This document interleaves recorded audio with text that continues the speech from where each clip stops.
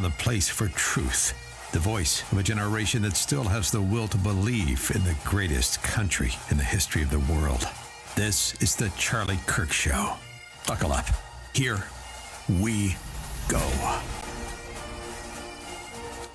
Hey everybody, JD Vance here, live from my office in the White House complex and filling in for somebody who cannot be filled in for, but I'm going to try to do my best, my dear friend, the great Charlie Kirk. The last several days have been extremely hard for our country. They've been hard for me, hard for my family, hard for the countless people in this building who knew and loved Charlie Kirk, and of course, they've been hardest most of all for his darling wife, Erica, and their two beautiful children. The thing is, every single person in this building, we owe something to Charlie. He was a joyful warrior for our country. He loved America. He devoted himself tirelessly to making our country a better place. He was a critical part of getting Donald Trump elected as president, getting me elected as vice president. And so much of our success over the last 7 months is due to his efforts, his staffing, his support, and his friendship.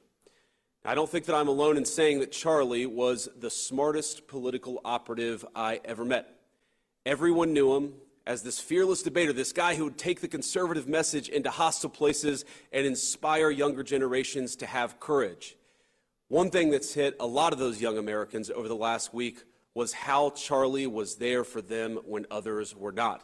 When they were afraid to speak their minds, when they were afraid of what a professor would say, when they were afraid that they would be shouted down by their peers, Charlie was there, showing them that they could be courageous and that they could be bold. Charlie was a visionary. He was a luminary. He brought together people. He didn't just teach people how to speak. He didn't just teach people what to say. He didn't just teach people they could actually speak their mind on campus. He created a whole social network for an entire generation of young people. I know people who met their husband, who met their wife, who met the best man at their wedding at a TPUSA event. Because as you guys all know, it's not just about speaking our mind, it's about making friends along the way and creating that support network that won an election and that staffed the current federal government. I owe so much to Charlie.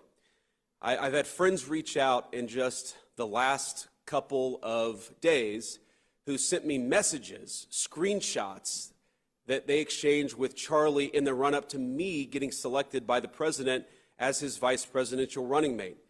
And it's such an honor to have people show me that Charlie said, we want JD to be the VP nominee. And I just had a conversation with the president, and I think things are actually going well. I think he's actually going to choose JD Vance.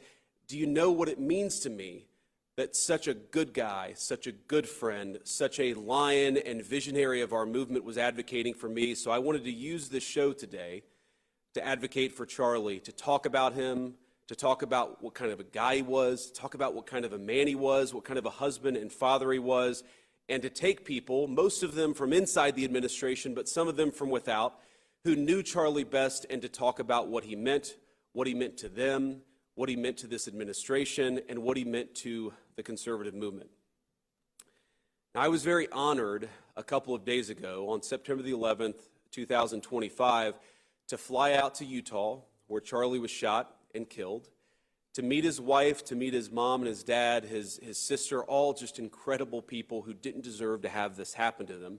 And I was also honored to be able to take Charlie's remains from Utah to Arizona. It was an amazing, amazing thing. It was heartbreaking, and it was sad, and it was terrible. But what an honor it was for me and my family to be welcomed in to the Kirk Inner Circle at their moment of grief.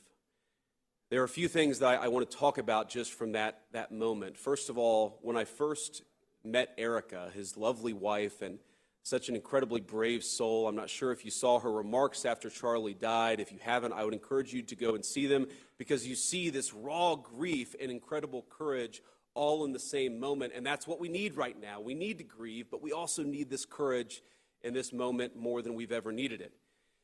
She gave me a hug, and she was heartbroken, as of course she would be, and she said that she loved him so much. And I said, Erica, he loved you so much.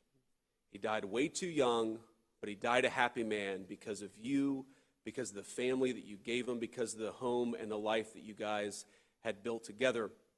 And we sat for about an hour and we talked about Charlie. And, you know, in these moments, you don't know what to say. I'm a person who literally speaks for a living, and I had no idea what to say. And I didn't try to console her, because how can you console a person who just lost a loving husband and father? But we just talked about Charlie. We talked about who he was. We talked about some of our favorite stories. We talked about some of his idiosyncrasies and all the things that made Charlie Kirk who he was. And she said something to me that I will never forget. My wife was there. It was just me and my wife on my side, and then a lot of people from the Turning Point's family, a lot of people from Charlie's family. And she said to me that Charlie never raised his voice, that he never cussed at her, that he was never cross or mean-spirited to her. And look, I'm a husband. I'm proud of being a husband. I think that on the great balance of things that I'm a pretty good husband, but I can never say that I was never unpleasant with my wife. I can never say that I've never raised my voice to my wife. Like most husbands, even the good ones, we're sometimes imperfect. And I took from that moment that I needed to be a better husband and I needed to be a better father. Because of all these moments that I shared just in the last few days, the books that I've read to my kids, going up to their bedroom and kissing them and hugging them before bed, I just realized that all of these moments that I get to have, Charlie is not able to have them anymore. And Charlie's kids and his beautiful wife are not able to have them anymore.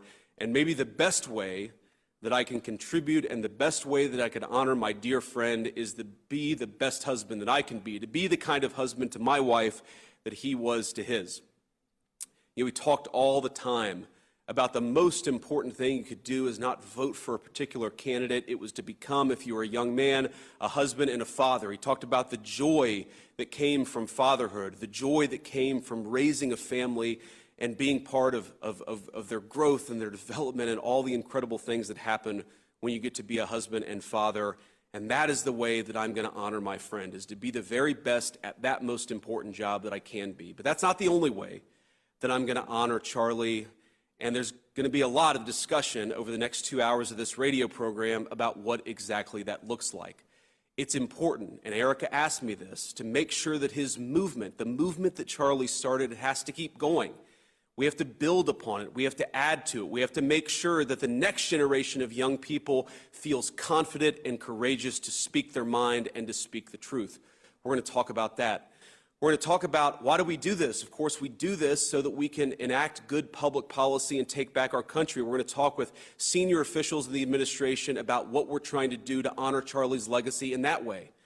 Of course, we have to make sure that the killer is brought to justice, and importantly, we have to talk about this incredibly destructive movement of left-wing extremism that has grown up over the last few years, and I believe is part of the reason why Charlie was killed by an assassin's bullet. We're going to talk about how to dismantle that and how to bring real unity that can only come when we tell the truth and everybody knows that they can speak their mind about the issues of the day without being cut down by a murderer's gun. We're going to talk about all of those things with friends of Charlie, with people in the administration, with people that he knew. You know, on a podcast a couple of months back, Charlie was asked about how he'd want to be remembered if he died. His answer: I want to be remembered for courage for my faith. That would be the most important thing. The most important thing is my faith, and that was Charlie. And in this dark moment for our country, I think that's the greatest lesson any of us can take from Charlie. To have faith in the Lord, and to be bold in how we glorify him. To be bold in our pursuits as Charlie was in his. So that's what we're going to spend a little bit of time doing this afternoon. Keeping this incredible show he created going and hearing from some of the people who were so fortunate to call Charlie a friend. We're going to pay tribute to his courageous legacy, and we're going to commit to keep it forever alive. I'm looking forward to this. Join us.